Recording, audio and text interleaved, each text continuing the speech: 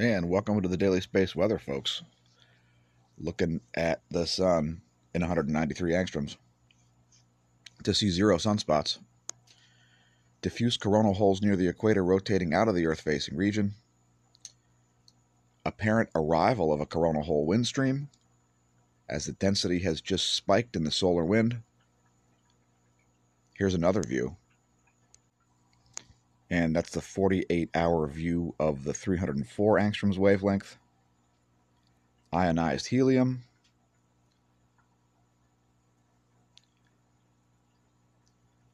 And let's look at some data.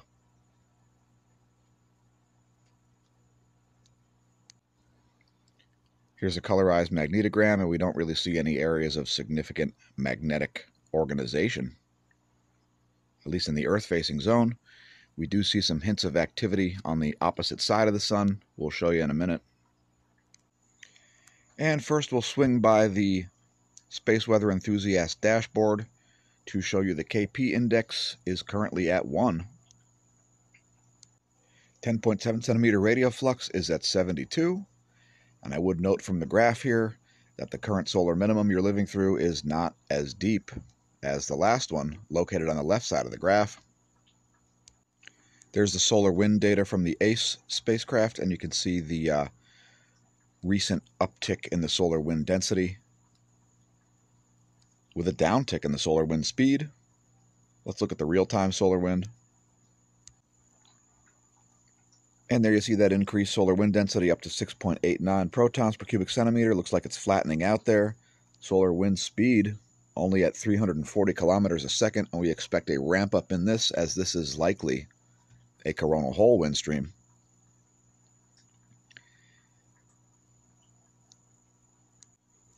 And next we'll show you the GOES electron flux, which did reach into alert level slightly yesterday. Not expecting to see that repeat today, as we see a bit of extra protons coming in. So no electron flux alert likely today. And you can see the GOES magnetometer still showing spiky readings there. No surprise there, as we've been forecasting it. Here's why. And it's because of the data on the Gong 2.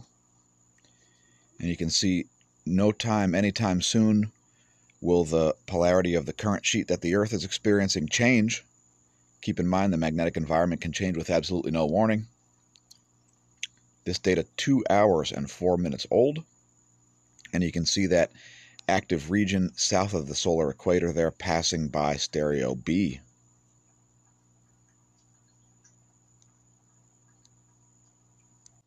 Let's take a quick moment to look at cosmic rays. First, Apatity neutron monitor. And there you see the data on that. Small uptick over the past 30 days at Apatity. Here's Barentsburg. A similar graph at Barentsburg. Next we'll look at Athens, Greece. And there's the Athens neutron monitor. Looking pretty much completely flat over the past 30 days. And there's the most current data from Mexico City. Small uptick in the past 30 days there.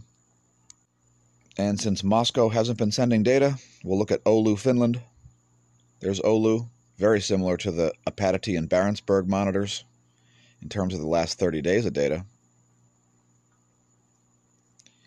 And we'll look at DOMC Antarctica, DOMB Antarctica not sending data. And there's another similar 30-day graph. Small uptick over the past 30 days. And we're going to look at more data. First, I would invite you to check out Zooniverse.org once again. There's a new project going on over there, the Superluminous Supernovae project. It's very easy. And once again, you may be the citizen scientist identifying superluminous supernovae. All you've got to do is look at the light curve, determine if it's increased over 20 days or more, and if so, if it's next to a fuzzy galaxy. So here's a prime example. You're looking at days there on the bottom. So 5875 through 5890, that one's very close. Not quite 20 days. So all you do is you just say no. The light curve has not increased over 20 days, and you're done. If it has, it'll ask you if it's next to a fuzzy galaxy like this one. Let's see if we can get one that actually shows up. That one does show an increase over the past 20 days, so we'll say yes. You click next, and is it close to a faint fuzzy galaxy? And indeed it is. So that could have been a superluminous supernova identified right there. So check it out, Zooniverse.org. Set yourself a login. Zooniverse.org is the largest citizen science project in the world, and our regular viewers are very familiar with the Galaxy Zoo project. And there are tons of different science projects, and we need lots of people to do the work that computers can't.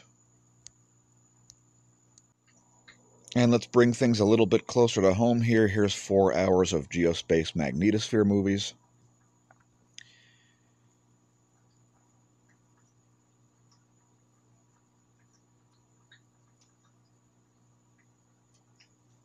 And it's looking like some missing data there. I don't think we see the full 4 hours. Let's see if ground magnetic perturbations are fully there. And there's the geospace ground magnetic perturbations. We do see 4 hours. Not a lot of perturbations during this magnetic excursion. And we'll just let that play all the way through before we look at the ionosphere.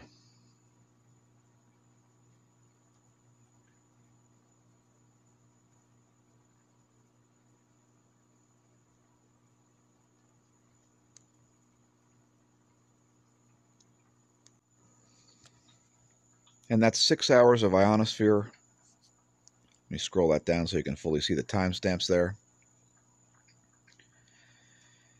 And ionosphere is looking pretty normal so far. Pretty normal ionosphere there. Nothing really to write home about. Bring up the latest image. And there's the latest image. That's 8:45 Universal Time. Let's talk tech real quick before we go to human health. Were you aware that there's a company called Essential that makes a very expensive high-end phone with a ceramic case, and it's allegedly very good? Well, guess what? They've gone out of business. Where'd they come from, you ask? Well, apparently, Andy Rubin, sexual harasser from Google, who was paid $90 million after credible claims that he'd sexually harassed or used his leverage to have sex with somebody at the company. This is how it works in big tech. Often, you're paid $90 million to leave, as the most high levels of incompetence are often rewarded with promotions. So check out the Extreme Tech article. Essential phone updates both dead as Andy Rubin folds up shop. No more Essential phones. Also, you may want to check out this interesting site here, androidpolice.com. And I assume that they're harsh critics of Google's junkware, as we are on the channel. Anyway, this article is more information about Essential. It is essential that you do not buy one of these phones. Here's another human health story. There's a hole in the sky where the tree once was. Somebody's making money. There's a hole in the sky where the tree once was. Somebody's making money. If you want to watch this video yourself, it's about 11 minutes in, and it's entitled Seattle City Council Land Use and Neighborhoods Committee 2/12/20. If there's a hole in your sky where the tree once was, is somebody making money?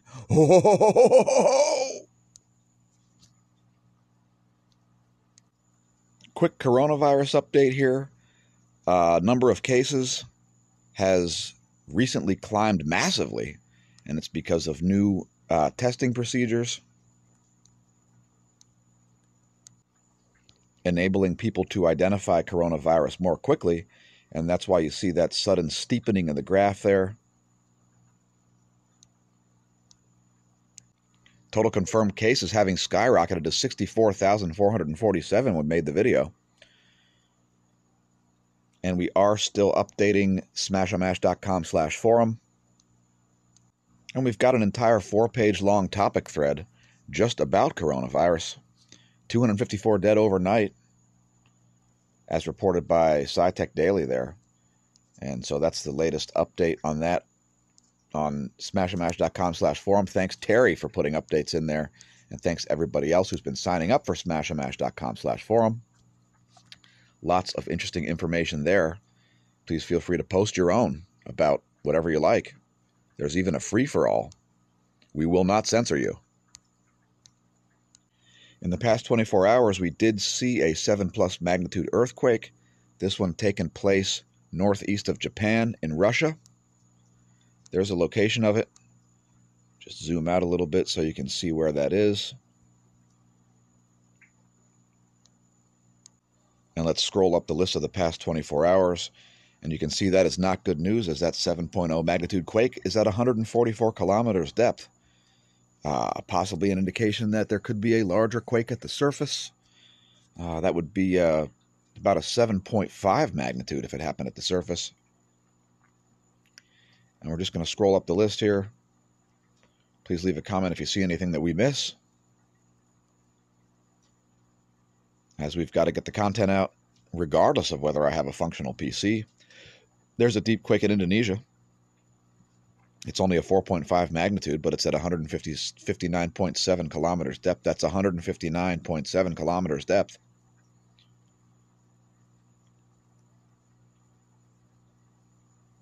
There's a 4.6 near the Solomon Islands. 4.6 magnitude, 101 kilometers depth. No other quakes above 6 magnitude or anything like that over the past 24. And that Russian quake happened just an hour or so after we posted yesterday's video. Next, we'll check which volcanoes are erupting. And by the way, happy Valentine's Day. That means you, Smash staff. Mount Aso erupting, producing a 7,000-foot ash plume. Sakurajima exploded. 5,000-foot ash plume there. Dakono exploding. 8,000-foot plume there. Popocatépetl exploding. Flight level 20,000 there. Sangay has dispersed. Revenador exploding. 16,000-foot plume of ash there. And Sabancaya's weak emissions are not an indication that you should do a back handspring over the caldera. And here's a 48-hour video to close things out here.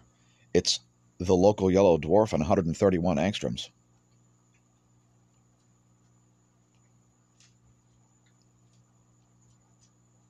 Don't worry, folks, about the smartphone-based format. It'll be going away soon, and it will lead to nothing more than upgrades, which is always what happens when we have small little kinks in the operation. So thanks for tuning in, everybody. Remember, stare at the sun. When you do, don't drink, and if you do, don't drive. And since it'll never be now again, may that solar wind be at your back, and that atherosclerosis absent from your veins.